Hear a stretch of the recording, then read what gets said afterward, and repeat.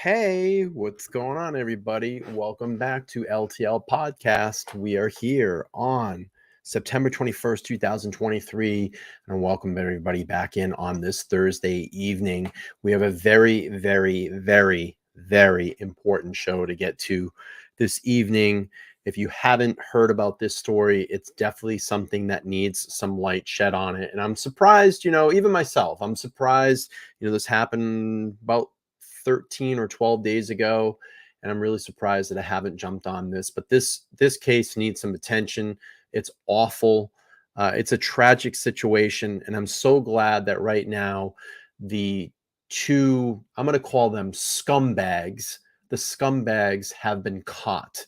So we're going to dive into this, and it's just tragic. This retired California police officer was literally out on a morning bike ride, something that he does very often. And Andreas Probst was out on a morning bike ride, and these two scumbags had stolen a car, smashed, sideswiped another car, and literally lined this guy up on a live stream while he was on his bike and hit him. And this man succumbed to his injuries.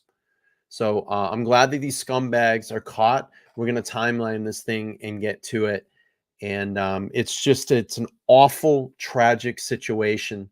This gentleman probably served his community for years and finally gets to, after all that hard work in his community, after all that hard work that he's put into solving cases, catching criminals like this, gets literally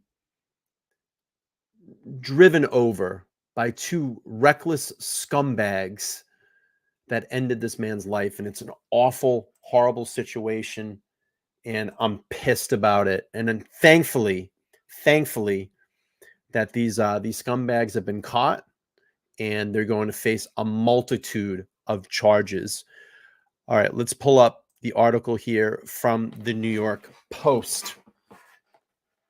Hang on, I gotta do a little housekeeping. Of course, YouTube already with the demonetization. And the stream that I just did a half an hour ago, that's demonetized. So I got to fight for that.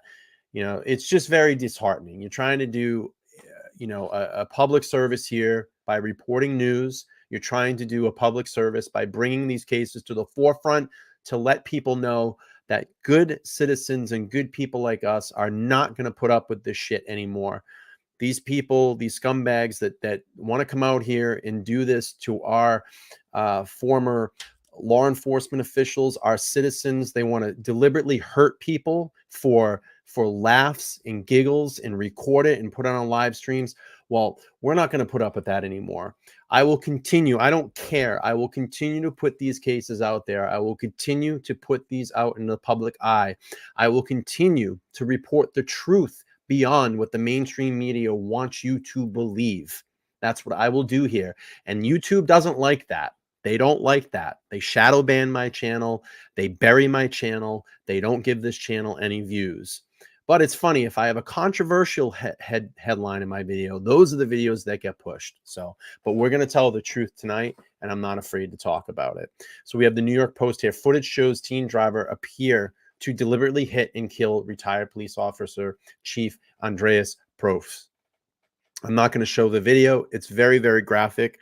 If you want to watch the video yourself, I will drop that here in the chat. By the way, I want to welcome everybody here into the chat. I got my full, a lot of channel members here tonight. My moderators are hanging out. Shout out to Tsunami. If you didn't watch my blast stream about an hour ago, you got to check it out.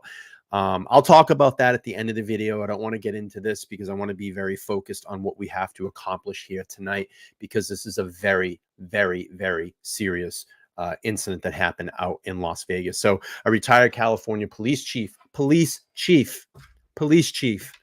appeared to be deliberately mowed down and killed while riding his bike in Las Vegas by a laughing teen driver whose pal can be heard saying, "Yeah, hit his ass," in the video of the incident. Andreas Probst, 64, was killed after deliberately struck while out for a morning bike ride. A morning bike ride at 6 a.m. on August 14th, according to Las Vegas police. Probably something that he does every morning to get out, start his day, clear his head, like all of us may do. I go to the gym in the morning. I'll take a walk in the morning, clear my head, get myself ready to face the world, face what's in front of me that day. This poor guy was out relaxing and enjoying his retirement after probably many, many years of service in his community, and gets mowed down by these jerk-offs. So the unidentified 17-year-old driver of the Hyundai, was arrested by police soon afterwards. The Las Vegas Review Journal reported the teen since has been charged with murder after police discovered a video posted on social media that allegedly showed him deliberately hitting the man. If the Las Vegas court system goes soft on this kid, on these kids, if you go soft, shame on you. Shame on you. Everything, including the kitchen sink, including the bathroom, the toilet, everything should be thrown at these two kids, these two scumbags. This weekend was shocking footage went viral online showing the driver asking his pal, "Ready?" as the passenger films and laughs. And you can see this horrifying shot from a still in that video. The disturbing clip begins with the passengers cursing at other cars as they speed by on the North Tenaway near West Centennial Parkway. The video shows the car approaching a man in a red bicycle on his side of the road from behind. With his friend's encouragement, the driver pulls into the bike lane behind him, honks the horn, and deliberately smashes directly into the back tire with a loud thud, sending the cyclist flying. The passenger films the man lying helplessly on the side of the road behind the vehicle. Damn, that end got knocked off. The passenger says as the driver could be heard stepping on the gas.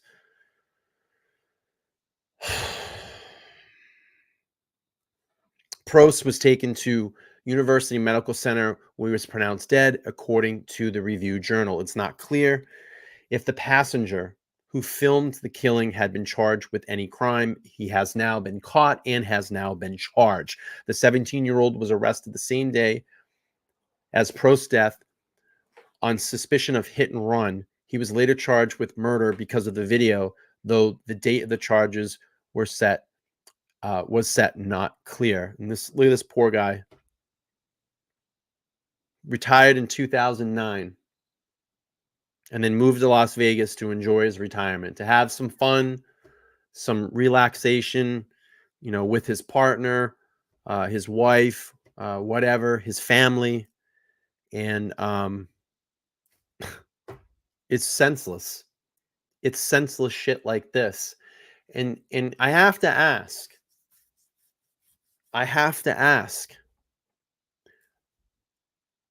where are the parents? Where is the family? Where is the community that are raising these teens? We are failing our children. We are failing our children as parents. This stuff starts at home. So obviously, this type of behavior is in their home. We got to do better than this. We got to do better than this. Because now 3 lives are ruined. And believe me, I don't feel bad for those scumbags. I don't feel bad. But this stuff needs to stop. And this is because of the sense of entitlement. This is because the sense of the laws that we have in this country now, with the slap on the back of the hand type of shit that goes on. You run into a retail store and grab a whole bunch of stuff and run out. There's no consequences. There's no consequences if you steal a car. There's no consequences with all the attacks that happen out in New York City on video. These people get catched and released back onto the streets to commit another crime. We're not giving any money to our veterans right now. Today, they were asking that they were going to send more money over to Ukraine. You know, our veterans on the street that are struggling, our homeless that have nowhere to go, our education. I asked about DARE programs again. You know, some people in the chat tell me that they still have them in schools. I don't see any DARE programs around here. I never see in my local area them talking about DARE, that they don't have police officers go in and speak to children and talk to them and get that sense of community around them. We are failing our society to allow this shit to happen. And this is why I urge you all, and this is going to get a little political tonight. Look at the political officials that you are putting into power. If it's the consistent thing over and over and over and over again, it's the definition of insanity. It's not going to fix itself. Maybe, just maybe, you should try maybe these people on this side and see what happens. Who cares if they have a D or an arm in front of their name? But this has got to stop. We are not tough on our laws anymore. We are not tough on our laws anymore. There is no consequence for anything anybody does anymore. It's got to stop. It's got to change. This poor guy is now dead. That's it. He's gone. And two scumbag teens have wasted their life for the rest of their life. And I hold it responsible to the parents that raised these kids. They're kids. They're freaking kids. Where are the parents? What are they going to speak out now? Oh, well, you know what? You had your opportunity 17 years ago to take control of the situation, and you allowed these vigilantes, because of your poor parenting, to go out and commit heinous acts like this. And believe me, it's not the only thing that they've done. This is a buildup. They do little tests. Let's test that and see what we can get away with. Let's steal something here and see what we can get away with. Let's punch this kid in the face and see what we can get away. Oh, let's go steal a car and I'm going to run someone over and laugh about it in live stream. I'm sick to my stomach over this. The former cop had moved to Sin City after retiring as police chief in Bell, California in 2000. 35 years of service. 35 years of service serving his community. 35 years. 35 years. 35 years. That's it. 35 years. He honestly was a ray of sunshine. Taylor Probst said of her father. That just bled through your life. He was an amazing man, a husband. Prost's wife, Crystal, added a father and a brother. My stomach is sick. It's turning. I'm so sick to my stomach. Oh, Jesus. All right, let's go back and look when this started. Let's take a look back. 13 days ago. 8 News Now. A ceremony to honor a cyclist police say was killed intentionally in a hit-and-run crash. Police say the 17-year-old driver involved was charged with open murder last week. Sasha Loftus joins us live near Tenaya and Centennial Parkway tonight with more on the message from his family and our local cyclist community. Denise and Brian, a ghost bike is in place tonight in the exact spot where Andreas Probst was killed here on the northwest side. Now, those who gathered here tonight say they hope it honors him, but they also hope it serves as a reminder for all the lives lost on our road. It should serve as a reminder that the parents failed these kids. And I hope every single time the mothers and fathers of these two scumbags drive by that and look at the failure, the result of your failure ended a life. And now your kids are going to sit in prison for the rest of their lives because of your failure as a parent.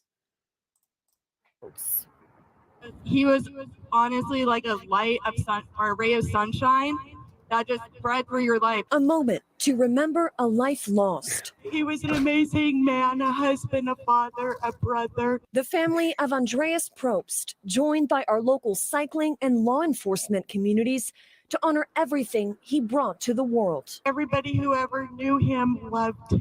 The 64-year-old, who was a retired California police chief, was riding here along Tenaya near Centennial Parkway in August when he was killed in a hit-and-run crash. The line right there. Police later deemed it intentional, and the 17-year-old driver is now facing a murder charge. None of our loved ones truly die until their name is spoken for the last time. Pat Treichel, founder of Ghost Bikes Las Vegas, spoke on this memorial placed at the crash site. It never loses its importance to us that we try and humanize these people. He hopes the power it holds will also remind others that the worst can happen. Think if your loved one, went out for a ride or a drive and didn't come back. And we all need to work together to keep our roads safe in memory of Andreas and those who loved him. He was truly one of the best, and he will be deeply, deeply missed. Now, police say that hit and run. I have a problem. They said, we need to work together to keep our roads safe. No, we need to do a better job parenting our kids. We need to do a better job of our education system. We need to do a better job of teaching people right and wrong. We need to do a better job of holding people responsible in telling them what the consequences are if you do that. That's what we need to do a better job at. I understand keeping our roads safe, but there's like 5 or 6 things before that. I mean, come on, let's wake up here. Driver, the suspect, was involved in another hit-and-run crash before Probst was killed back in August. They also say the car involved in this particular crash was stolen. Reporting live in the Northwest Valley tonight, Sasha Loftus, 8 News Now. Real class act.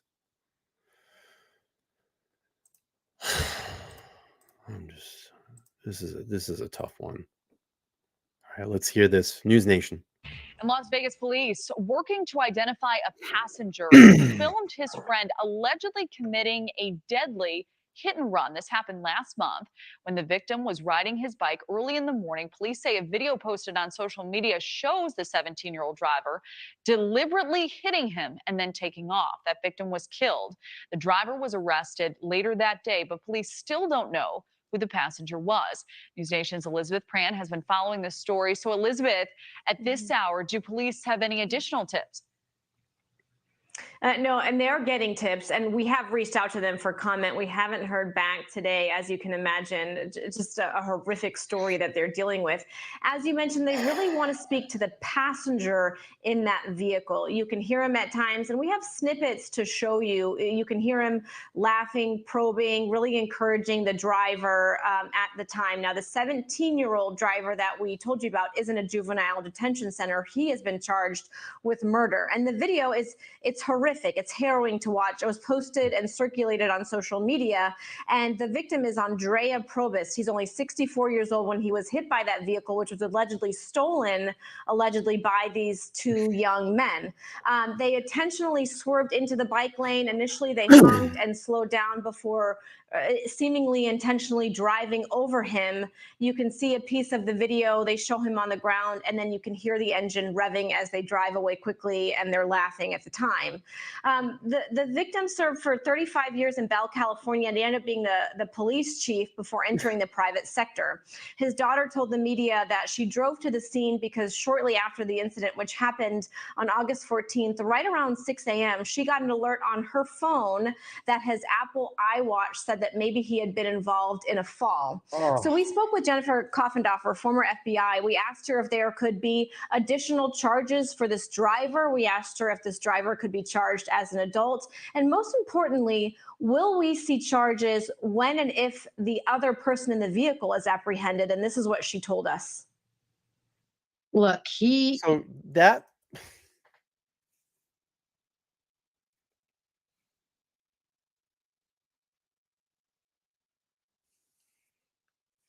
So his daughter drives to the area that's alerted on her Apple Watch that her dad could have had a fall, and shows up and he's mangled by two idiots that ran him over. I mean, how do you put that together?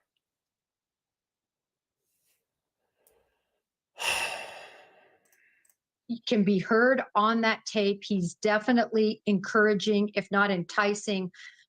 Nevada does have a solicitation statute, but can it be really used in this situation? Usually that's when you're enticing right, Kelly. somebody to commit a crime for you. Could that be taken this broadly? I think it's possible. You know, we went on to ask her, Kelly, we are seeing an uptick in these instances where people post crimes on social media. And yes, it's an advantage because you have the evidence right there, but it's also a point for them to brag. So it's actually quite disheartening. As I mentioned, we reached out to the Las Vegas Police Department for a comment, but I will mention that we're starting to see this video circulate more online. In fact, just yesterday, we saw the owner of formerly Twitter X post this video. It's getting more and more attention. Really hard to watch, but we're really starting to see this trend, Kelly, where some of these crimes are not only posted online, but then they're circulated for also the family and the victims to see. So it's quite challenging. Yeah, an especially horrifying aspect of the story. Elizabeth Pran, thank you so much. Thank you for watching. Go to New. All right, let's keep going on here.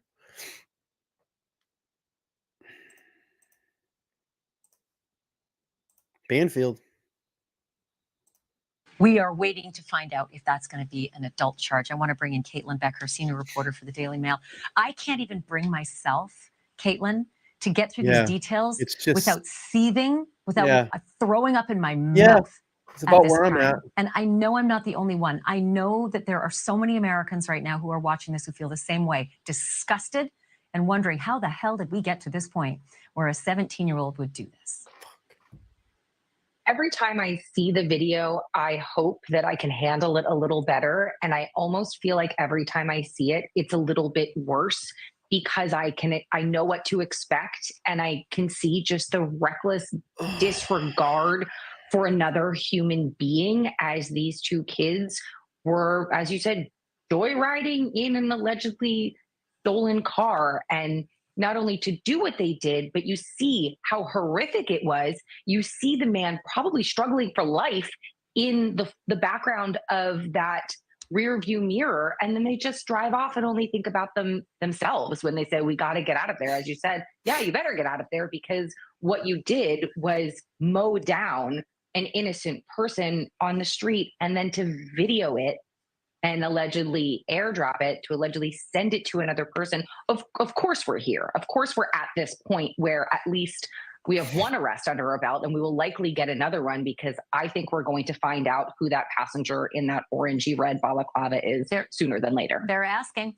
They want tips. They're asking for the public. Take a good look at that picture. I know it's hard, but kids talk, and that driver was 17. So it stands to reason that maybe the passenger. So what happens, Crimes, is that this video was posted by one of the perpetrators, and the minute it hits the web, that's it. People are going to grab it. They're just going to keep posting it. And then, mainstream media is going to grab it, and that's it. I won't play the video. I won't play it. It's horrifying. I won't play it. But that's what happens. Just something like this, it just goes viral right away. That's it. There's no preventing it. The minute it's out there, it's just going to get pushed and pushed and pushed and pushed. So unfortunately, and this is going to be the legacy of this poor family's dad, brother, husband. That's what this is what this gentleman's going to be remembered as. It's crazy. 35 years of service in his community, probably changed a lot of lives, probably helped a lot of people. And this is what is going to be the last thing that people are going to remember about him.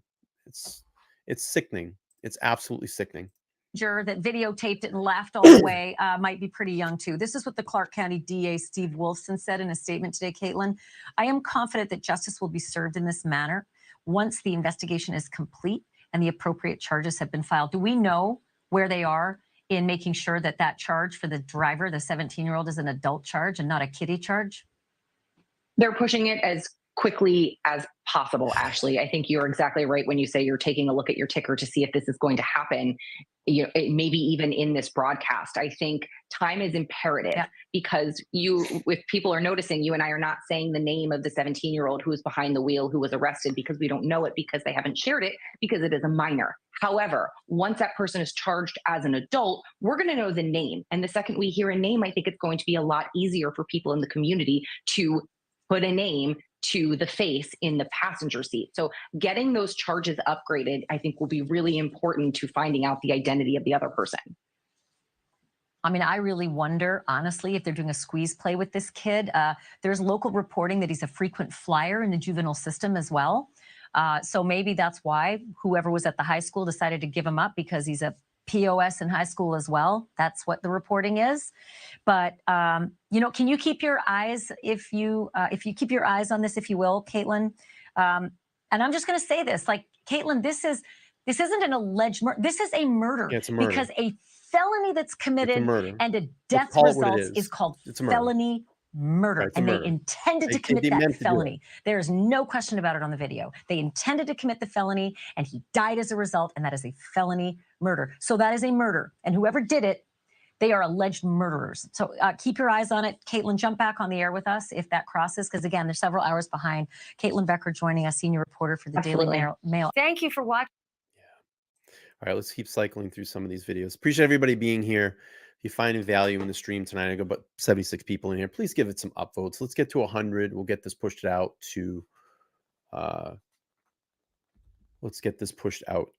the algorithm. I really would appreciate it. All right, let's go on here. We'll keep continuing. Got another one with Banfield. Let's do it. Retired homicide detective and investigator. He created the Profiling Evil podcast and YouTube channel. Also want to bring in Darby Fox. She's a child and adolescent family therapist. They both join me live. Mike, I'm going to begin with you. I know you're seasoned. I know you're hardened. I know you've seen it all. But this has to sort of be a new low. Oh, it really hits you hard, doesn't it, Ashley? And I think the Chief Probst family and the people that served under him, and what a horrible event. But, I think this is really an interesting kind of perfect storm of everything we've seen happen in the last couple of years with defund and de-escalate and all of the treat things a little kinder. We've kind of let things slide a little further. Police officers are afraid to act. And as a result, I believe, and this is a personal belief, but I believe we're seeing that systemically across the country, whether it's malls that are getting flash mobs going in and tearing the place apart, earlier, or predators walking down the streets of New York City and punching elderly women in the face. And now this. I mean, honestly, do not watch this video. I just talked about all those things. There is this lack of empathy. There's a lack of compassion.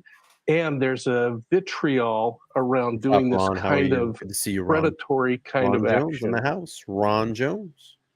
Brother Darby, from another you mother know, in I the opened house. this program saying, is this who we are? Is this what Good to we've see you, Ron. become? I mean, this is a teen driving and probably somebody in the passenger seat not too far off in age.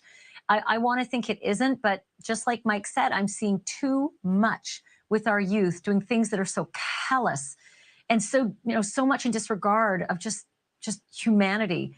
This is your business. You deal with teenagers. Please get me off the ledge. Unfortunately, I think we see a lot more of this kind of stuff, Ashley, because I'm just going to put a trigger warning out there. They may show the entire video. So if the video is too sensitive, I understand that. I just want to jump in here really quick. And just say, look, this all starts at home. This starts on the responsibility of the families that raise these individuals. And when you are failing in the home to teach your children, to show them what love, compassion, what the right thing is to do in life. You know, it's one thing that I can say that I had, you know, that I was very thankful of. You know, I had a very short time with my father growing up, but he did teach me the value in right and wrong. And my mom kept instilling that value as she became a single mother, teaching me as I was growing up. But this starts at home. And I have to say, like, where are the parents? Why are they not having these conversations with their children? And then, just like this gentleman was talking about, we're very, very soft on crime now. And these kids need to be hit hard. And this needs to be made an example. This can never happen again. It can never happen again. It just can't happen. But unfortunately, I know it will. It's sad. As Mike was saying, there's a lot of things that have happened over the past, say, 4 years that have contributed. But what we've done as a society is really look for excuses as opposed to solutions and holding people accountable. And I think that if you look at this, it certainly is this notion of social media and posting pictures. I saw one clip that had, I don't know, maybe now it's got several more, but over 11,000 likes. Like, as you said, that makes you sick to your stomach. Who likes something like this? Who would click that? So I think it's really important that we realize there's a very strong disconnect between what people see on social media and how it interacts with them. And it enables us, when everything is external, it enables us to not be accountable, to not feel such great empathy or connection. And that is something that is very new. Yeah, and I then saw you have that, a Baron. teenager It was who good. is, you know, prone for risk-taking behavior and gratification developmentally. And there's no previewing of what the consequences might be. It's how much fun could this be? How many likes would I get? There's no consideration. Hey, Darby, do they have honor among thieves, these kids? Like, that's one of my only things that I'm hoping they didn't inherit from their, you know, from the generation before them, the honor among thieves. Will that driver who's 17 get a squeeze play that will squeeze every single syllable of the passenger's name out? Because why protect that guy? I hope it does. It is so, this is such an egregious example. Watching that video, anybody who looks at that, I don't know how you could not give up someone who's done that. I mean, it's one of the worst examples. We see them all the time, every day. But Mike, take a look again at the video. We're not. It's sad. Fatherless homes. That's the biggest statistic. Fatherless homes. I was lucky enough that, you know, I had a very, very strong mother that took on the role of father and mother. And believe me, I was no angel. I was no angel growing up. I wasn't in trouble with the law. I never got arrested, but I was just a very angst kid, very attitude kid growing up from like 12, probably up until, excuse me, the most time I struggled was like 12 to 17. I was very, very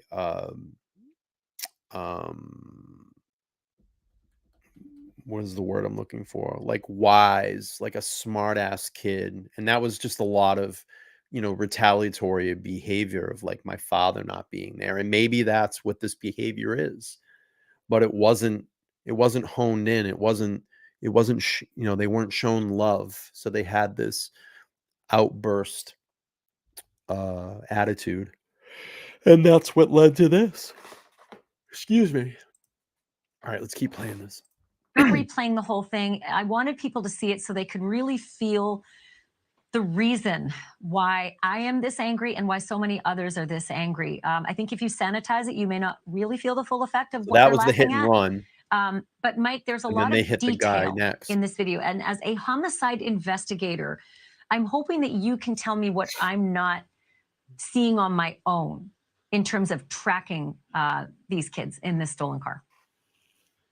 I think the biggest thing that jumped out at me, Ashley, is number one, this was a stolen vehicle from everything I've been able to read. They were involved in multiple felonies before this, including multiple hit and run accidents. And I believe this car that they're passing right now, it's plain. They actually hit. Yeah. And watch behind. You can see they run into the curb and they've run them off the road. Because that hit and run was reported, that's how they end up getting these kids. Excuse me. Exactly.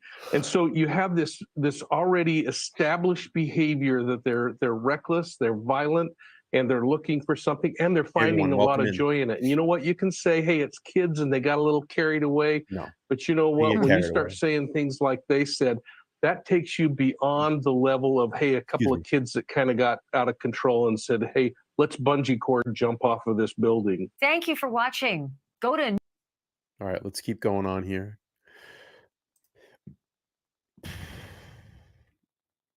KTLA 5. Let's play it. 2 arrests in the deadly hit and run. A cowardly act that in my 22 I'm gonna play this full in a minute. I'm gonna play the full press conference. 2 years of law enforcement left me personally appalled. The victim, who did not survive his injuries, was later identified as 64-year-old Andy Probst, the former police chief of Bell, California. He was biking around 6 a.m. when he was fatally hit. Following tips, police in Vegas initially arrested a 17-year-old boy they identify as the driver. He has a criminal history, according to other media outlets. Tuesday, authorities announced the arrest of a second teenager they identify as the passenger.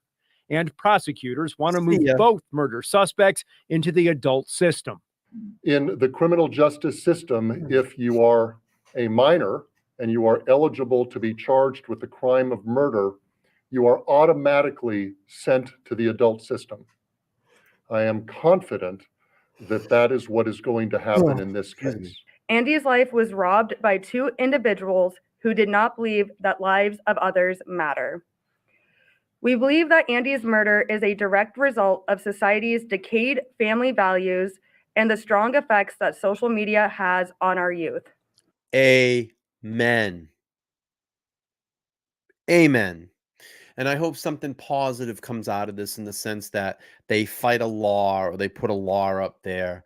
If maybe they call it Andy's Law. If you post something to social media that's an attack or a murder or something like that, that you automatically get life. There's just, this shit needs to stop. Something in that sense. So hopefully there's an Andy's Law that comes out. And maybe they make it responsible for these. Maybe there's some responsibility besides these behind these platforms is posting it as well too.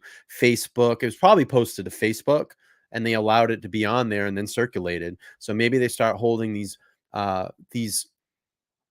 companies like Facebook, Twitter, whatever, YouTube. If you're posting content like this and you allow it, that you will be responsible just as well, and that you can be sued. So maybe there's something that comes out, Andy's Law. Hopefully something like that happens. All right, let's keep playing through. We as a family in no way feel that Andy's murder was based on race or profession. It was a random act of violence.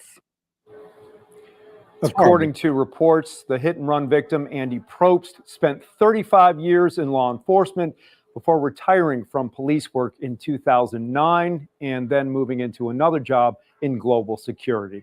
Reporting live in the news center, I'm Chris Wolf, KTLA 5 News. All right, let's keep moving on. News Nation. And talk about the second arrest here. Thankfully, they got him. They got him. Las Vegas hit and run that killed a retired police chief on a bike ride. And a reminder, this video is very difficult to watch. Turn Police away if you now don't want to see the saying video. A second teen is in custody in connection to this crime. And the video appears to show the crash was intentional, with the teens heard laughing in the background. 64-year-old Andreas Probst was killed. And according to police, this is not the first time the suspects have had run-ins with the law. Correspondent Elizabeth Pran joins us live. Elizabeth, what are we learning this afternoon? Yeah, Nicole, this is a really hard story. That passenger that you speak of that's in custody was actually in court today. You're probably wondering, why haven't we seen a photograph? Why don't we have video from court?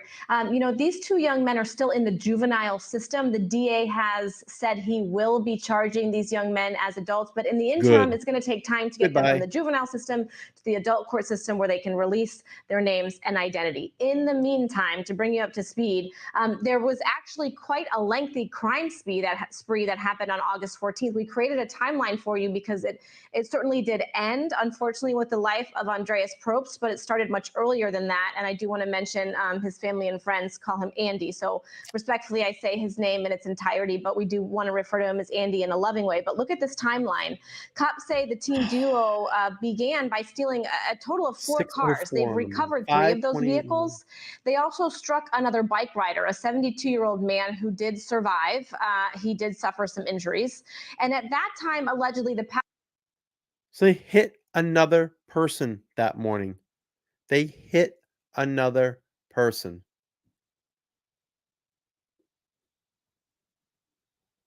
They hit a 71-year-old man at 5:28 in the morning. What the hell, man? refer to him as Andy in a loving way, but look at this timeline. Cops say the teen duo began by stealing a total of 4 cars. They've recovered 3 of those vehicles. They also struck another bike rider, a 72-year-old man who did survive. He did suffer some injuries. And at that time, allegedly, the passenger who shot that very now famous video was behind the wheel. This is according to authorities. At some time, at a point, the two of them switched, and that's when the boys struck another vehicle. So this video that you're seeing now, just moments prior to, they did hit a white Toyota Camry. So right here, this is when the passenger was shooting that video. The boy who shot that video is now in police custody, was in court today. And then the incident when they hit Andy right there on his bicycle. So you're probably thinking, you know, why did it take so long to get these 2 young men in custody? Well, reportedly that video was not only disseminated, but it was shown to a school resource officer on August 29th. Remember, the incident happened on August 14th. They were able to identify the passenger with clothing as well as tattoos. While it has taken time for authorities to gather information, the DA said that justice will be served. This is what he told the media just yesterday. Justice will be served in this case. I am taking a personal interest in this case. As many of you know, my office handles a lot of cases, and I can't get involved in all of them, but I do get involved in the most important cases, and this is one of them. Good. So, Nicole, if anything, it's the most important case in Las Vegas right now. It is the most important case. I don't see any other case more important than this right now. I mean, how do you pick up the pieces after something like this? There has to be tougher laws now. We cannot allow this to continue to happen. This can never happen again. I know it will, but this can't happen again. Just way too soft on crime. There's no consequences for shit anymore. I'm sick of it. Give you a timeline. The incident happened on August 14th.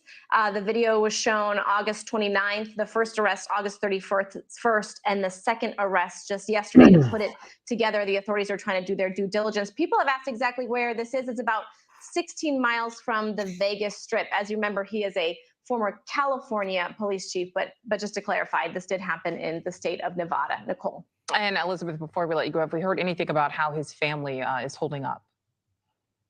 You know, Nicole, they've actually been quite vocal, specifically the daughter. He does have a son. He's got a wife named Crystal, the daughter named Taylor. She's been quite outspoken. She's been at vigil. She's been at ceremonies for him. And she attended that press conference yesterday. She said she absolutely is grief-stricken, but she wants to focus on who her father was. Here she is.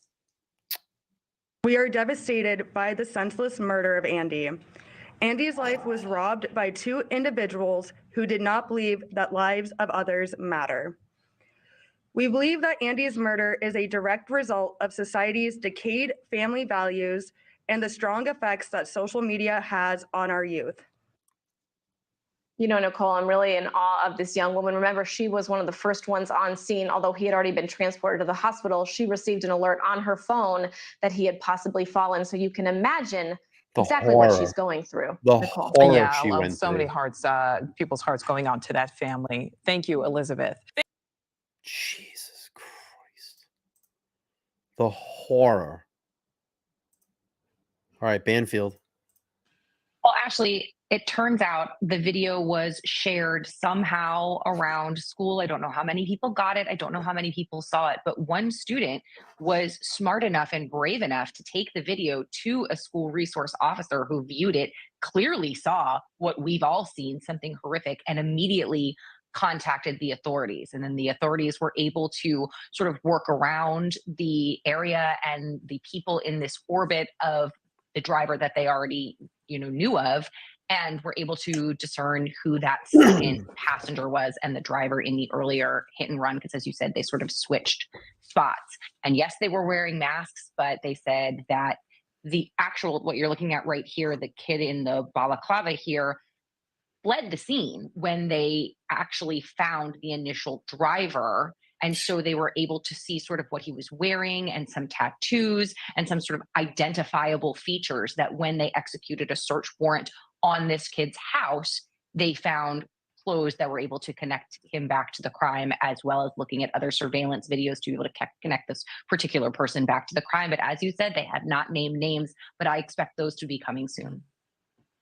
Yeah, me too. I expect them to be charged as adults. You're gonna hear from the DA in a moment of Clark County, who was pretty damn clear how it works in his county.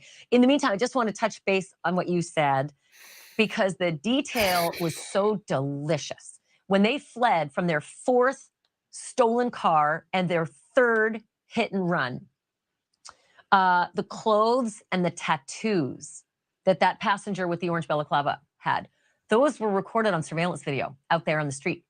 And so when they executed the warrant at his house, they found the clothes, they saw the tattoos, they were able to make a positive ID on that guy. So mask schmask. Yeah. Those police officers in good old-fashioned gumshoe work caught him. Good. I want to just play, if I can, Caitlin. Andy's daughter, Taylor Probst, spoke at the news conference just a few hours ago.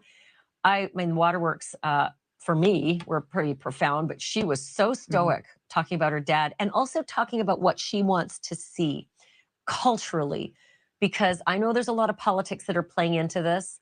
Right-leaning media running this, left-leaning media not running it. People claiming that it's because of race. Maybe they're saying the coverage is because of race. Maybe they're saying the hit. That's not what we're saying. But I want you to hear what Taylor had to say about it. This is not a race issue. This is a fail of the systems in these individuals' lives. And talk about the parents. I think that this should be, no matter what it was, if you are purple, red, green, yellow, black, white, whatever, this needs attention. I would give this the same attention no matter what race or color, whatever these people are, man, woman, whatever, trans, whatever. This is very important, and this cannot happen again. And where these mainstream media channels want to divide and say, "Oh, it's a race issue. It's equity issue. I'm surprised they haven't thrown out that it's a climate change issue. I'm sure that's probably out there too. It's not about any of those things. This is about right and wrong. Inside here, what's taught inside your heart and what you know inside your mind. It's wrong. These are values. You don't do this to people. You don't do this to human beings. And it goes back to the failed systems inside these children's lives. Starts with the parents. Starts with the juvenile system that they were in. Starts with education. Starts with the schools. And look where we are now. One person dead. One person injured horribly. Sideswiped car, and then all the other things that they did that led them up to this extreme behavior. It's the system. It's our safety systems. Parents, law enforcement, education. We need to start waking up. No more slaps on the wrist. Consequences. Action. Community. That's what we need. That's what we need. Discipline. Discipline. We need the power to say no. No. It's getting out of hand. And I ask you to look when it comes time to vote. If you've been voting this way for a long time, and it doesn't matter if they have a D or an R in front of the name, I'm just saying, if continuously those people get into the system to be your leaders in your community and this shit keeps happening, you need to stop voting for those people because they don't give a damn. They don't give a rip. It's all for political gain. Maybe you should try the other people this time. See what they have to bring to the table. Let me just recognize this quick super chat from JD Husk. Thank you so much. 1999 super chat for your solid efforts to improve your life. Respect. No, it's a solid effort for everybody that's watching this stream tonight to bring this awareness to their community, to bring this awareness to their friends and family, to talk about this story, or maybe talk to someone that's going down a path like this, to be able to prevent and stop them from doing things like this. Hey, you know what? This is going to be the consequences, buddy. If you keep down this path, let me tell you about a story that just happened. Do you want to end up like these two individuals in jail for the rest of their lives with a murder on their record? Maybe this gives you the power to go out and talk to that individual. Maybe this gives you the power to go out and change someone's life in a good way, in a positive way. Give them the attention they need. Get them to the resources they need to change their life. Stop being violent. Stop terrorizing your community. Do something that's right. That's why I do these streams, to bring awareness, to bring these stories forward, to approach it with an unbiased opinion, to let the audience decide what they want to believe and what they want to say. That's why we're here. We want truth. We want justice. We want community. We want people to feel safe. I want to be able to walk out of my house in the morning, get in my car and go to work without a problem. I want to be able to walk down my street at any time without the fear of being attacked or mugged or hurt, or like this guy in this case, riding my bike at 6 o'clock in the morning to get some exercise and not get murdered and mowed down in my community. That gentleman felt safe in his community. That gentleman felt safe in his community to go out and take that bike ride. It's 6 o'clock in the morning.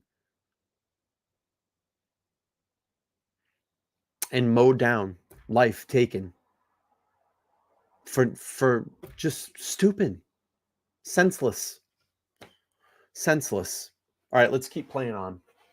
Take a listen. Andy's life was robbed by two individuals who did not believe that lives of others matter. We believe that Andy's murder is a direct result of society's decayed family values and the strong effects that social media has on our youth. We as a family in no way feel that Andy's murder was based on race or profession. It was a random act of violence. We ask you to not politicize or use Andy's murder to fuel political agendas or to create cultural wars. It's nice she It said was that. so important what she said, Nice that she this is said the that. result of decayed family values and the strong effects that social media right. has on our youth. Do we know about anything more about the other victims? And when I say that, I mean the 72-year-old cyclist who was hit a half hour before and survived, and then the motorist in the white Toyota Corolla who was hit. I mean, literally, they were doing a pit maneuver on him just seconds before they went and killed Andy Probst. How are those people doing? Thankfully, Ashley, they're doing well. They were both pretty much unharmed. The motorist who was driving the Corolla was basically just kind of shaken up from the impact of getting jostled by the other car. That was the extent of, his apparent injuries. There really were none. And as for the 72-year-old, he was more shaken up than anything else, but didn't actually have to go to the hospital, was checked out on scene and was able to sort of go home. But I think what is crucial here is these two individuals are going to be the key witnesses for once this case goes to trial. They were both victims, but came out unscathed and were able to see exactly what happened and are able to tell a jury exactly how this went down as if they needed it on top of this incredibly damning video. I mean, I don't think I've ever covered a case that I would consider open and shut, but this I think is the one. Yeah. Hey, real quickly, I got 10 seconds left. Do we know if these kids are being held in isolation in the Clark County Juvenile Detention Center because of the notoriety that they are probably receiving because of this murder?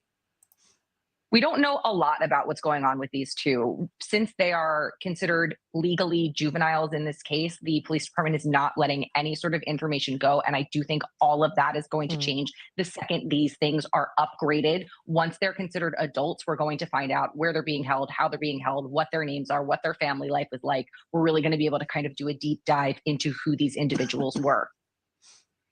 Yeah, and we're going to have a deep dive into what they're facing. Caitlin Becker, thank you for all the reporting. Really appreciate it. All right, let's keep moving on. This is the press conference when they talked about the passenger that was arrested. McMahill, I'm the Clark County Sheriff. Thank you for coming this afternoon. We have a very important update in a case that we've been working on for a period of time, and that is the case her a lot. Of the senseless murder of Andreas Probst, who his family actually calls by the name of Andy. And so I'm excited to announce that the second suspect in that case has been arrested and is going to be charged. This case has been played out in the media quite a bit, and there's a lot of very important facts that we're going to share with you today. So I'm going to turn this press conference over to Deputy Chief Nick Farisi, who's in charge of the... What the fuck is there to play out? What is there to play out? They're going to get political on this? What is there to play out? I mean, it's cold, hard facts. It's two individuals, two underage teens that murdered someone through a hit and run and mowed this guy down and killed him in cold blood. What is there to discuss?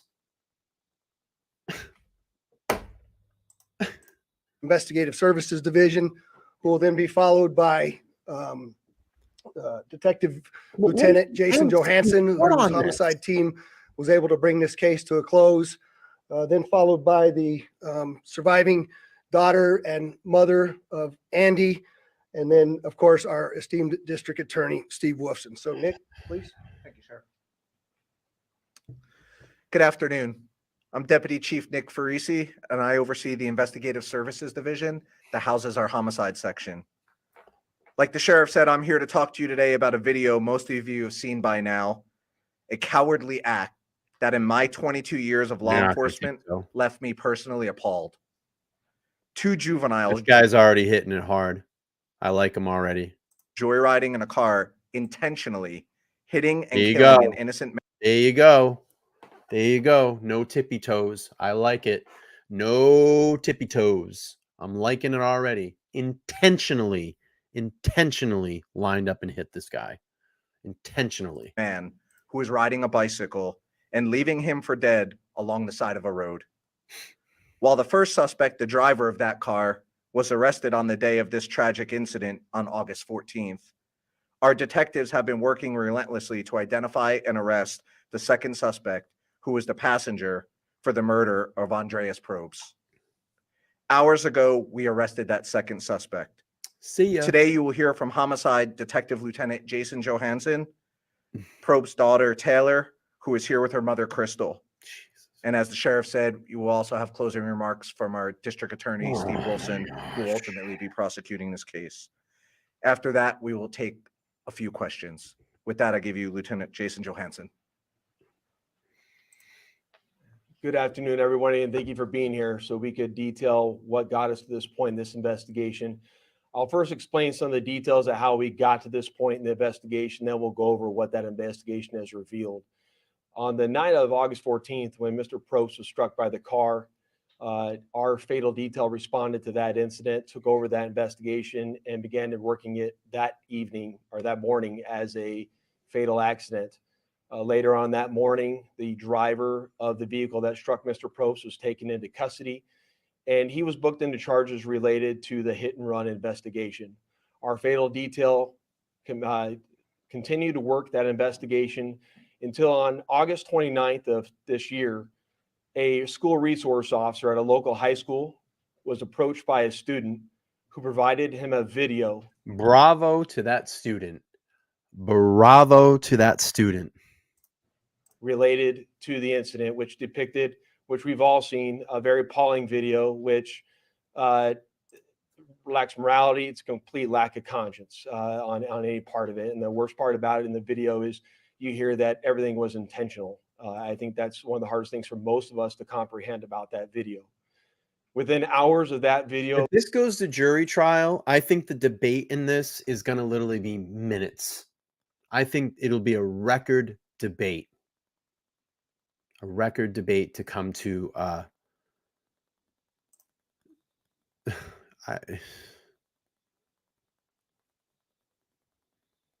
can't. I just coming to our attention, our fatal detail and my record homicide debate to come detectives to a verdict. and my homicide team took over that investigation.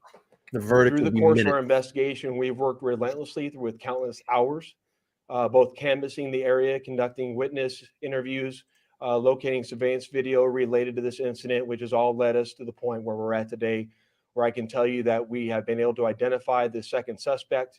He was taken into custody earlier today by our CAT team. And ultimately, we were able to serve a search warrant on his house and recover evidence related to this incident. Let me take you through a chronological breakdown of what our investigation has revealed from the morning of August 14th. So on August 14th, at approximately 5:28 hours, what we learned is that there was another bicyclist, a 72-year-old male, who was riding northbound on Fort Apache near Washburn.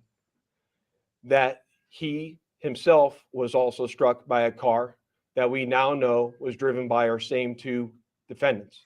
However, the passenger that struck Mr. Probst was the driver of the vehicle at that point in time, and the other juvenile was the passenger in the vehicle. After they struck that male, they continued on further east on the other side of the 95. I'm going to pause this really quick. You know what they're going to say? They're going to say, oh, well, the defense will go, how do you really know it's my client? They had masks on. I guarantee you that's what they're going to come up with, because they were wearing masks. But like Banfield said, they figured it all out. They got the clothes, they got the tattoos on the arms in the right place. So they were spotted by another male driving recklessly in the area of Azure and Tenaya, just to the south. As that male was driving a white Corolla, began driving away from those suspects. The suspects then caught up to him in the vehicle at Azure and Tenaya, and they intentionally struck the white Corolla vehicle that was occupied by one male. Thankfully, he was uninjured. It was at that point in time that they continued northbound on Tenaya Road, where they saw Mr. Andres in the designated bike lane just like the other male at Fort Apache and Washburn, where they then intentionally struck Mr. Probst, and they videoed the whole thing. And then that is when they fled into the area east of there. A short time later, the vehicle that we know was used in the striking of the white Corolla and Mr. Probst was recovered. And a short time later, we received a call of multiple stolen vehicles that were involved in an accident at James Bilbray and Balzar. As officers responded to that location, that is where they located one of the vehicles and later located the second vehicle involved in that accident in the area of Rancho and Craig. Officers believing that day that that vehicle was related to the accident involving Mr. Probst quickly surrounded that area, and thankfully they were able to get the first juvenile in custody, who was the driver of the vehicle when it struck Mr. Probst. The second passenger fled the area. During our canvass, we were able to get very good video of what he looked like fleeing the area. Although he was wearing a mask, he had numerous items of clothing and tattoos that we were able to see on video. We were then able to match up to other videos with the same suspect. And as I said, from that point, we were able to use other investigative means to confirm and identify the second suspect. And we were able to serve a search warrant at his house and take him into custody. And during the service of the search warrant, we were able to locate clothing related to the clothing wore the day of the murder that you see the passenger is wearing. Right now, both suspects are juveniles. They are being booked into one's already in juvenile hall. The other one will be booked in the Clark County Juvenile Hall on charges of murder. We are in close coordination with the Clark County District Attorney, who will speak here shortly, and those charges will be amended appropriately, and it will be both juveniles will go through this, hopefully the certification process to be considered adults for the prosecution phase of this. With that, right now, I'm not going to take additional questions till after the district attorney speaks. I'm going to turn over to final words to the family. I'll introduce the daughter, Lisa.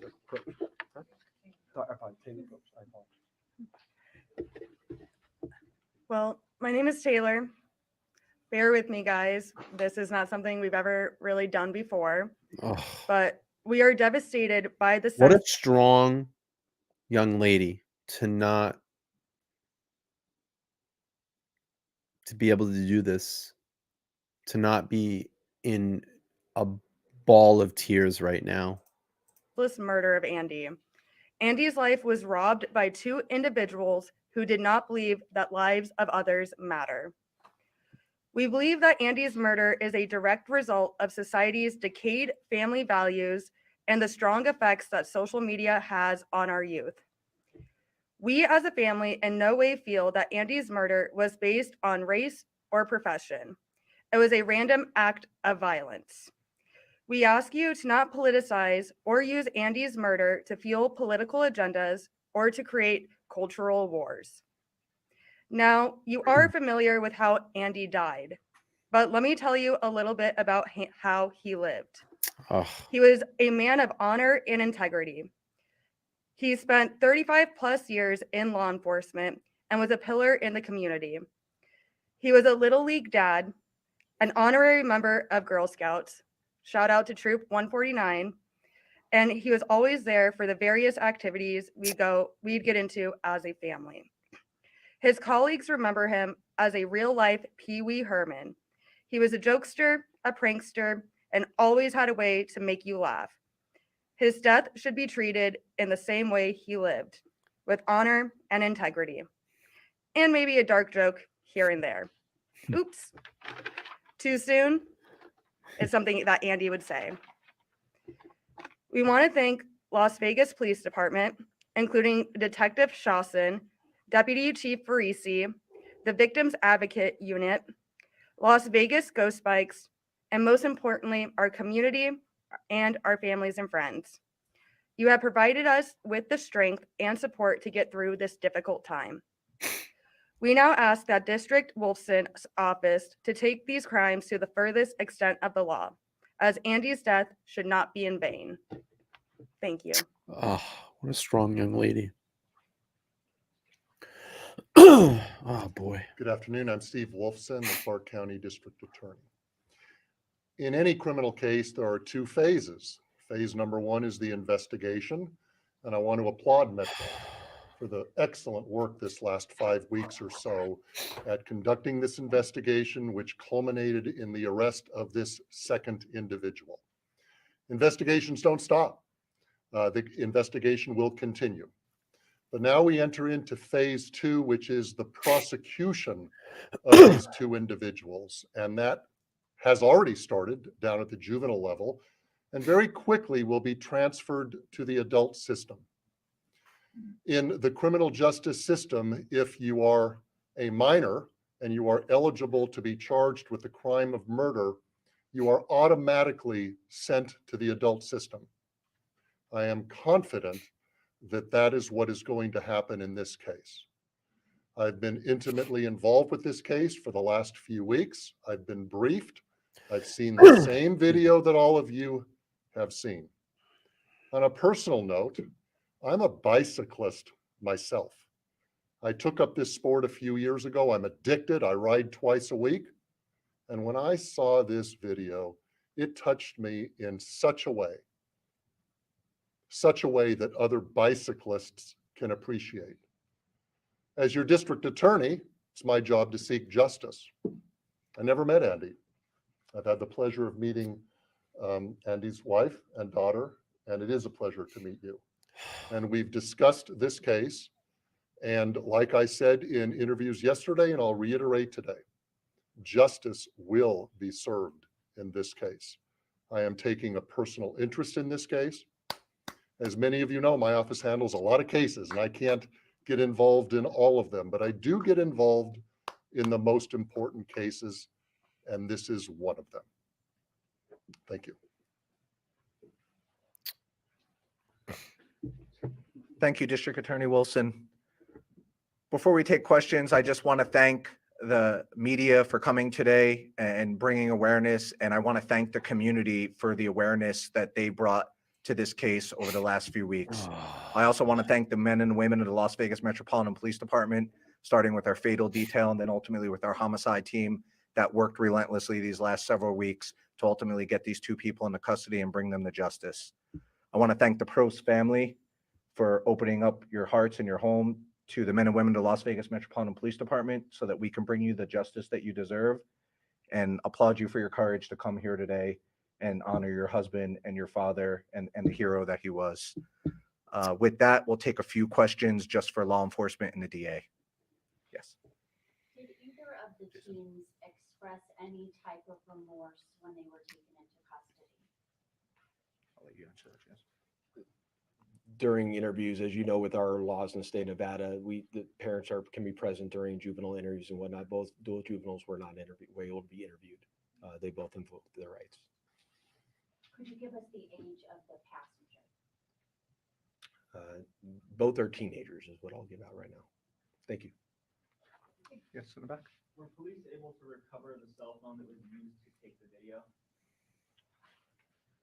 We have not been able to confirm that at this point in time. Like I said, we're still going through the evidence that we recovered from the residence. So when we took the suspect into custody today. You mentioned these stolen vehicles. Where were these vehicles stolen? More specifically, where was the Hyundai stolen from before it ended up where it killed Mr. Probst? We believe we have 4 stolen vehicles involved in this incident. Of the 4, 3 of those vehicles have been identified and have been recovered.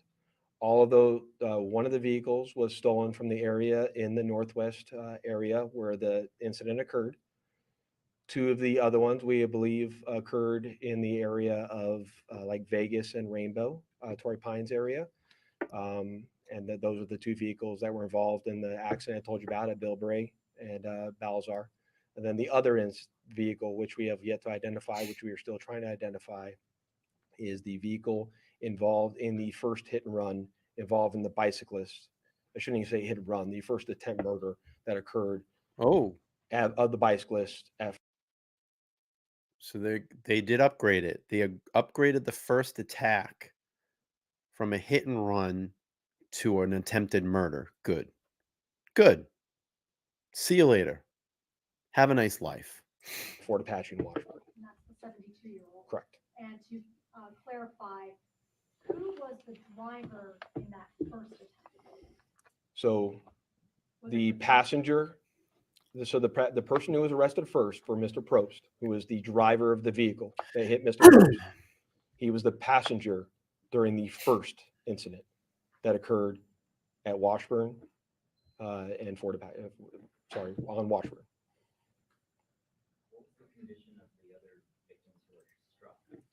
The both sustained non-life-threatening injuries. The bicyclist and then the driver of the other vehicle was non-life-threatening injuries also. Non-life-threatening injuries to the bicycle. Both to the car, to the person in the car. He really just sustained like the being shook up from the accident itself and the broken glass associated with being in a car accident. The person in the white Corolla who was struck just before Mr. Probst. The person who was struck on the bike sustained non-life-threatening injuries after being hit by the car. Did the 72-year-old go to the hospital? He got checked on scene, from my understanding. What was the delay in tracking the passenger down? So we got to remember what we're doing. You guys saw the same video I did. So we have a suspect who is wearing a mask. So it's not always going to be, we have to make sure in cases like this, we are right. So for me, as homicide section, my detectives, we have to remember our job is to be very fact oriented, and we have to sit there, as emotional as this video makes us.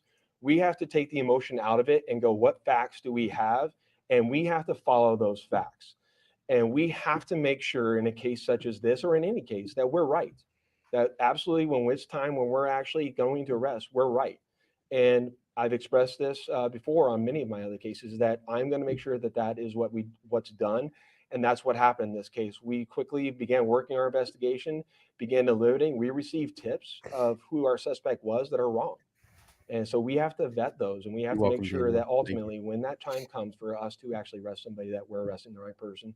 And that was what the length of time that went into this case. How did you find this team? Was it a tip that came in? Did you know where this team went to high school? This tip came from numerous interviews and from digital evidence that we recovered as part of this investigation. When you say interviews, are those interviews with the driver who's been charged in this case? No, they are with multiple other people associated with the investigation. Is there any evidence to point to perhaps? At this point, there's nothing to indicate that. So, right. A school resource officer was shown the video by a student, who then immediately, that school resource officer contacted Metro, and that's how we obtained the video. So, Okay, all right, No thank you more very much. questions. All right, let's keep moving on. Where do we go from here, and where did this all start? Like I said, Brian Enton, it all starts at home. First of all, Phil, what do you make of this? I mean, you were there for 3 decades. We've never seen anything like this. What's your reaction? How's Las Vegas reacting to this? You know, everybody's pretty much in shock, Brian. Thanks for having me, by the way. When I saw this video, I was just disgusted. I ride that very route myself 3 or 4 times a week. And I recognized the area, and I saw where he was going. Cycling seems like a really big thing out there. A lot of people seem to be, into this. A lot of older people seem to be into it. I'm in that very same spot, but the level of depravity that it took to commit this, it speaks a lot to the people who did this. The driver, number one, they switched places later, and then you touched on it earlier. Their behavior has to be explained to some extent, but it starts at home. They're not raised like this. It starts at home, and that's where it goes wrong, and it's they just spiral out of control. Yeah, Cater, thank you. And not to mention, one downvote. Who would downvote this video? You're a sick individual. Who would downvote? Who's the single person that would downvote this video? You're a sick individual. Especially at this age, to commit a crime like this, so heinous at this age. I'm not surprised about the tattoos on the face, and I'm not surprised about the lengthy juvenile history. Yeah, I found that so interesting, the tattoo on the face, and then what Vanessa was able to report, that there's a long criminal history with at least one of these guys, the driver. And I've covered these cases in juvenile court where these kids get a slap on the wrist for violent crimes. And we don't know what his are yet, but it's long, Vanessa said, the rap sheet. They get a slap on the wrist, and this isn't just like, you know, stealing a candy bar. I mean, these kids do awful things and they get right back out because they're juveniles. I mean, how do we fix that, Phil? You know, that's a tough question because everybody wants to not coddle, but go much easier on youthful offenders. But by the time they get this age, it's too late to try and rehabilitate them in the new age way that everybody's trying to do right now. That doesn't work. I mean, these charges, I'm sure, involve violent crimes, serious property crimes. Once a teenager has gotten to the level of criminal behavior that these two guys got, that's pretty much the way they're going to live the rest of their lives. And hopefully these two will be living that life in prison. And we heard the statement from the family of, I believe it was the passenger saying, you know, essentially don't listen to the media, you know, the truth will prevail. Is there any chance, Phil, that, I mean, could it be the wrong kids that they... The parent is saying, don't listen to the media. Justice will prevail. I can't believe my fucking ears. I got to hear that again. I believe it was the passenger saying, you know, the way they're going to live the rest of their lives. And Did I hear hopefully that right? these two will be living that life in prison. And we heard the statement from the family of, I believe it was the passenger saying, you know, essentially don't listen to the media, you know, the truth will prevail. Is there any chance, Phil, that, I mean, could it be the wrong kids that they arrested? Or I say kids, we know these aren't kids anymore. They're, you know, 17 years old or so, but could they maybe have gotten the wrong one based on that family statement? Or do you think that maybe it's like the parents are in denial, or what do you make of that? Oh my God. Yeah, absolutely. These are the guys 100%. There's no doubt about that. The evidence is there. It's overwhelming. Families are reacting like families do, you know, when their kids get in trouble. Oh, no, that's not my son. That's not my daughter. They couldn't possibly do something like that. But the reality is going to hit them as soon as the proceedings start and all the evidence is revealed, because there's going to be much more evidence come forward as a result of this investigation. And I can tell you, my former coworkers in there are relentless, and they're going to dig up every piece of evidence that they can to document the authenticity of that video, number one, that they were the ones in that vehicle, number two, and that there was also another series of incidents, criminal incidents, that happened before Mr. Probst was hit and killed. Yeah, it's going to be interesting, especially when it moves to adult court, where we'll be able to see the records and hear exactly what's going on. It won't be so secretive. Phil Ramos, thank you so much for being with us tonight. We appreciate it. All right. So Chica just pulled this up. This is a quote from one of the parents. My son's side of the story will be told. The truth, not just the inaccuracies the media will try to portray. Key's mother told the outlet, via a text message. This is the legacy that they're putting out there. Via a text message, a coward that wouldn't get on the record, get on the phone.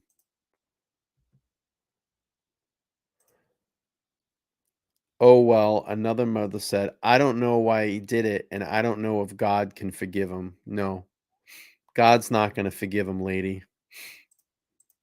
You need to raise your fucking children. All right, let's finish this out. About a 13-minute video, Court TV. I'm Vinny Politician. Thanks so much for joining us here on Closing Arguments. If you're just listening to me and you're not watching the screen, you need to watch the screen right now. I'm about to show you a video that is extremely disturbing. I will not show you the whole video. They're gonna edit it. Good. But let me describe first what you're about to see. Two teenagers driving in a car, have a cell phone, and they're recording what they're doing in the car. And apparently they're driving around Vegas in the area and striking pedestrians and people Scumbags. on the Call 'em street. what they are. They're scumbags. The video you're about to see, there's a man on a bicycle, retired police chief. He's going for a ride. You'll hear these two teenage boys talk about what they're going to do, and then they do it. We won't show the actual contact. We'll take you right up to the moment, and then we'll cut it off, and then I'll tell you what happened next. But first, let's watch this video, courtesy of TMZ. Ready? Yeah. Hit his ass.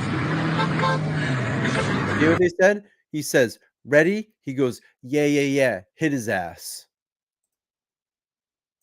You hear it? TMZ. Let's see if we get the... Ready? Yeah. Hit his ass.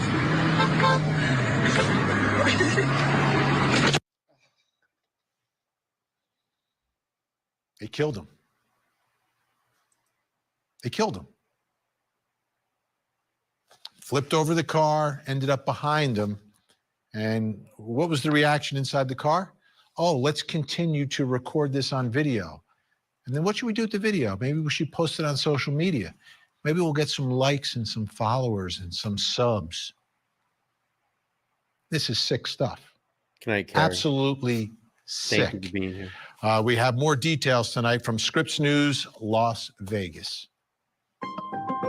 Metro Police say 64-year-old Andreas Probst was riding his bike in this lane on the morning of August 14th when two teenagers deliberately plowed into him. The passenger in that car recorded the entire attack, and on Tuesday night, Metro Police announced both he and the driver are in custody.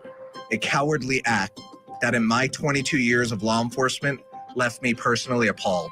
That's how LVMPD Deputy Chief Nick Farisi describes the killing of Andreas Probst. According to police, 64-year-old Probst was on his morning bike ride near Tenaya Way and Centennial Parkway on August 14th when two teenagers in a car encouraged each other to drive into him from behind. Two juveniles joyriding in a car, intentionally hitting and killing an innocent man who was riding a bicycle and leaving him for dead along the side of a road. The teen in the passenger seat recorded the entire encounter and posted it. That video went viral and has now received more than 5 million views on social media. It's shot from the front seat of a stolen car and shows the teens driving along, approaching Probst as he's riding his bicycle. The driver then pulls into the bike lane behind him, honks his horn, and smashes directly into his back tire. The impact sent Probst flying and left him lying helplessly on the side of the road. He died hours later at UMC. In the recording, the teens could be heard laughing and seemingly celebrating that they had knocked him out. Later on that morning, the driver of the vehicle that struck Mr. Probst was taken into custody, and he was booked into charges related to the hit and run investigation. Murder charges were added later after a school resource officer obtained the video and turned it into police. But the passenger who recorded it all was MIA until Tuesday when he was arrested. In a press conference, Clark County District Attorney Steve Wolfson spoke about the crime and the arrests.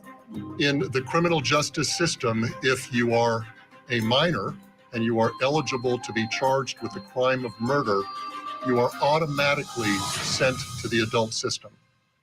I am confident that that is what is going to happen in this case. It's what Probst's daughter and family say they're now hoping for after their loved one was taken from them senselessly. Andy's life was robbed by two individuals who did not believe that lives of others matter. Now, Clark County District Attorney Steve Wolfson says he believes both teens will be charged as adults in this case. Reporting in Northwest Las Vegas, I'm Melissa Bethencourt. And our thanks to Scripps News, Las Vegas, for that report. Now, you also have to know that these two teens, that wasn't the only victim. That was the only one who died, but there were two others that they struck as they're doing all this. So there's a couple of questions I have. First of all, like, what's going on here? Yeah. What's going on? Yeah, like, what's going on? And then second, what are we going to do with two teenagers in our system of justice? One who's got his hands on the wheel of that car, and the other who is recording it all. Yeah. Let's bring in our think tank. Joining us tonight live in studio, criminal defense attorney, entertainment attorney, and former prosecutor Daryl Cohen. Also with us, criminal defense attorney Meg Strickler. And finally, joining us from the City of Angels, he's in town, Deputy Public Defender, LA County, Philip Dubé. Great to have you in town, Philip. All right, what's going on here? What's going through the minds of these kids? They have to be drunk. How do you define evil? I think their acts define evil. And what's going on in their minds, it's all about me, and let's post it, I am assuming, to TikTok. They're going to have followers, but they're going to be following them incarcerated as they spend the rest of their lives in an incarceration period of time. I mean, honestly, we can do as defense lawyers in a story like this. But you asked, why did it happen? What happened? If I was defending this case, I would probably bring in, there could have been some alcohol, drugs that, this was 6 a.m, so maybe they were out all night, maybe sleep deprivation. I am not defending this. No, it's not defense. We're trying to, first we have to explain why this would even happen. How does this enter someone's mind? And had they been watching too many video games, too much social media, they're teenagers. When kids are that age, their brains aren't fully developed, and they make some stupid decisions because they don't have the judgment fully developed. That's all I got for you. No, I actually think it's oversimplifying it.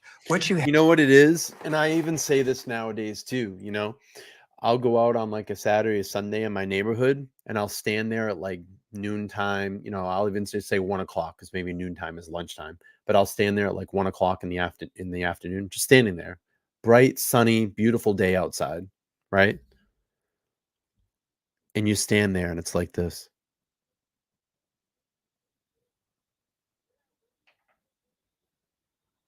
It's quiet. No kids are outside playing. They're all inside. So those kids aren't out gaining social skills. Those kids aren't out interacting with their community. Those kids aren't out figuring out what is right and wrong.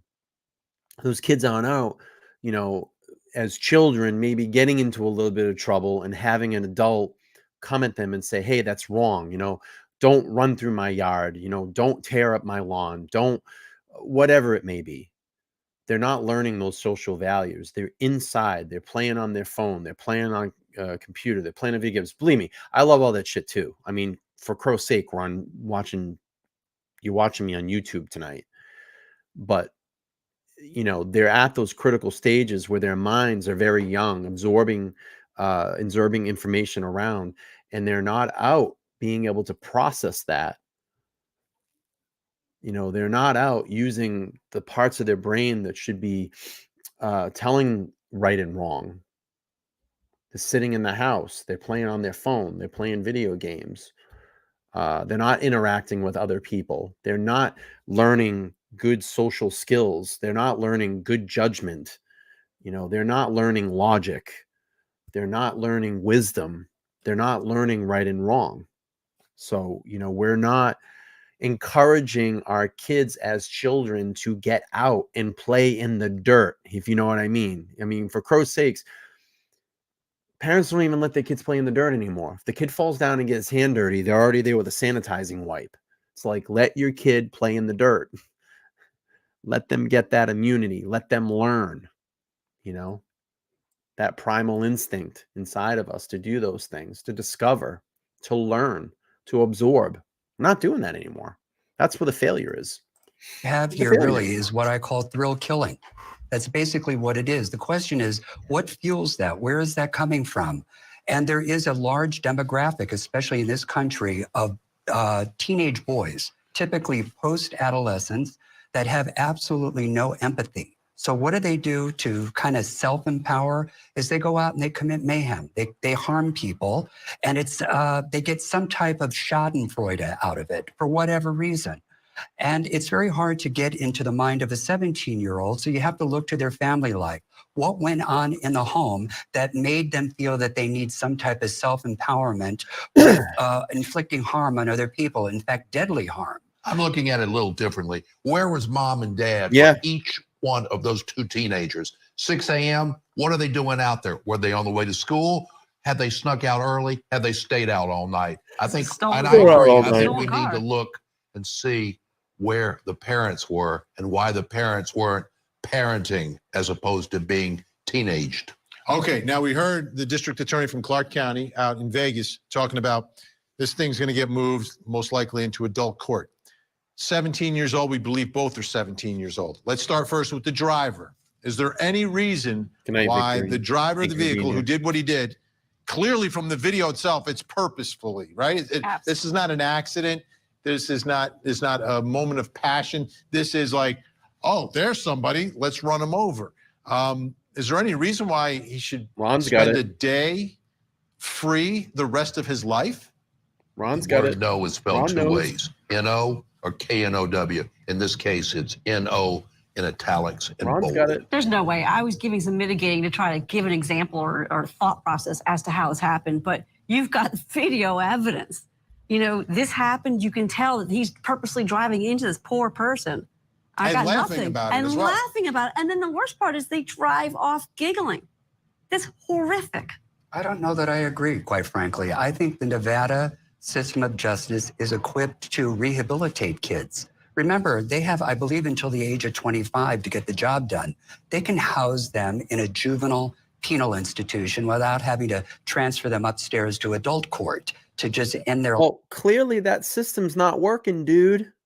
Clearly that system is not working, dude. Because clearly these individuals have been through that system. And look how it turned out, dude. Lives. Remember, we're talking about 17-year-olds. What gave them that thirst to kill? What's driving it? There's something going on at home, in school. So you think there's an argument to be made that they should get let's start with the driver, right? I want to separate because there's two different things. That the driver should get a second chance? Well, wait a minute. Let's talk about one thing. Rehabilitation. Certain states, at the age of 17, you are an adult. You can't vote, you can't drink legally, but you get prosecuted. Georgia happens to be one of those states. I don't know if Nevada is. Should he get a second chance? In my view, he used up all of his chances with one serious. Well, think about, I'm just going to use Georgia because I don't know Nevada either, but if he gets 25 to life or something like that is what he would probably get here, he would go up in front of a parole board before he's 900 years old. So if he's rehabilitated, like you're saying, then we'll find out. But unfortunately, we all know that when you are sentenced to long periods of time in prison, just like Shawshank Redemption, you can't come out rehabilitated. Do you see any difference between what should be done to the driver and the young kid, the 17-year-old in the passenger seat who is not driving the car but is recording everything? He could have just as easily been driving Exactly. it. He was recording See no it. difference? I None. see zero difference. None. He's Less than videotaping it, zero. which is even worse. I feel like he's like, look, this is so much fun. We're doing this. Let me get it on camera. He was the director. Yeah. I think the only way you can get that kid, the passenger, is if you can show he was in fact an aider and abetter to the crime. If he's just sitting there filming the whole thing, he's not commandeering, not navigating in any way, then he's really just... He said, should I get him? He goes, hit his ass. What did this guy smoke when he woke up in the morning? The witness. That's all he is. Come on, he's not a witness. He didn't stop the driver. He didn't say, don't do it. I don't he think was he had a legal encouraging. duty. Yeah, but also If he had a moral duty. once they That's hit him, different. duty. they should have then but stopped and pulled over and rendered care. Okay, but he wasn't in control of the vehicle. I jumped the hell off. Actually, if Guy's you're going to smoking commit a crack. crime, do it as a passenger. You know why? You don't have any culpability. But no, but that's not the laws. The laws are all about, Oh. you know, everything is going to be, both of them are going to be charged the exact same thing. They'll be charged, but should they? No, yes, they should. They Yes. should be charged, but I do believe that an analysis needs to be done as to whether they should be retained in the juvenile justice system. I'm not saying it's automatic, but they deserve the benefit of that evaluation. Look to their criminal record. Look to the severity of the crime. Look to their upbringing. Look to their education. What kind of record do they have? Do they have a history of truancy? What's going on in their life where they have this? Didn't he just say that he thought that the Nevada, this guy's a moron. He just said that the Nevada system, he believes in the Nevada system for youths, that it is working. Where's this guy? What is this guy smoking? He said that the Nevada system is working. He said when the other gentleman was saying that he felt that the Nevada justice system was a failure, he said, I have to disagree. I think they're doing a great job. What the fuck is he talking about? Thirst to harm and to kill. You know, it's like a serial killer in the making. How much of an aggravating factor is it that this was not the only person that they allegedly struck out. It didn't add, it multiplied. It's huge. I like your word aggravating factor because that's exactly what it is. It's not like, oops, we ran over him. It's they did other things in addition. And I think the time of day and the stolen vehicle makes it even more criminal. There's a lot of intent there of doing bad things. Yes, but what can be done to rein that in at the tender age of 17? Just send them upstairs to Listen, the I got adult you. court. Bye. Who honestly believes that they could be productive members of society? I'd have to see a psych eval on them first. I have to agree with that. Yeah, and honestly, I don't see it happening because of what they did. I don't believe they deserve a second or a third or a fourth chance. The criminal act itself is not the driving force in determining whether or not they go to prison for life. It's an analysis. It's sort of like a calculus of several variables and factors. Yeah, what is this I believe in the KISS method. Keep it short, stupid. Keep it simple, stupid. Keeping it short and simple is they You didn't did call what they Phil did. stupid, did you? No, I did not. I can't call me stupid. It's like that old joke. Okay, knock, knock. I don't know who's there. Due process. Who is due? Yeah, exactly the question. Due process who? Like it's just a footnote or marginalia in the Constitution, okay? Give these kids due process at the juvenile level to see. They'll never, but in real life, they'll never, at least I'm only using my experience here, but we have a thing called SB 440, which is from the early 90s. And it was that concept you're talking about, which is we would analyze the case and see if it would, it's not we, the DA does, decides if it's going to be up in the adult court. And it's like a shoo-in. This kind of storyline would be 100%. It's 17 in Georgia. There wouldn't be any choice. No, exactly. It has to be an adult. All right. All right. All right. Just awful. Awful. Let's do this really quick before we end this podcast. Let's take a moment of silence for Andreas Probst.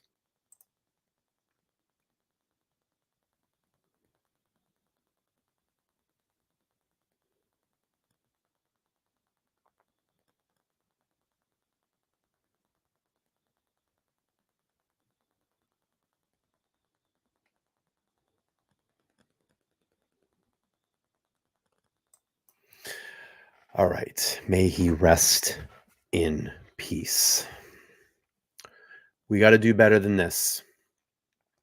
We got to do better than this. I hope that this podcast this evening, one of the probably the most important that I've done so far, can bring some awareness and some change. We need to start doing better jobs with our children, with our communities. Let's get involved. Let's show right and wrong. Let's call the parents down the street if you need to. Call a law enforcement officer if you need them to come out and talk to some bad kids. But let's do better. We can do better than this. We can do better than this. This is a tough one. It's a tough one to cover. All right, everybody. That is going to end this episode of the LTL podcast. Thank you for all being here. I'm sure tomorrow there's going to be some Brian Koberger updates, so I have that planned. And I also have the members only stream at 7:30 p.m. and that will take us right into our Brian Koberger stream. So I appreciate everybody being here. I hope everybody has an amazing night. Be safe, be well with what you do, and hopefully I will see you all back tomorrow night. If you want to see something funny to maybe lighten the mood a little bit, and I'm not saying take light of the situation, if you didn't catch my stream just before this, it's up on the front page. We did a live chase and a guy literally did a full Olympic somersault with the hands in the air as he was detained by police. Go check out the video. It's pretty funny. And I'll do this at about the 21 mark. At the 21 mark, you got to go check it out. If you didn't see it live, go check it out. The 21 mark in that video, you'll get right to it. Watch it. It's hilarious. I need to get some views on that video. I wanted to get it out there and go viral. So Cool. Check it out. Leave a comment. Make sure you comment that video. Make sure you like that video. I appreciate it. And I'll see you all back here tomorrow night at 7:30 is going to be the members only. And then it will go right into the Brian Koberger show at 8:30 p.m. Y'all be safe. Take care. And I'll talk to y'all soon. Bye.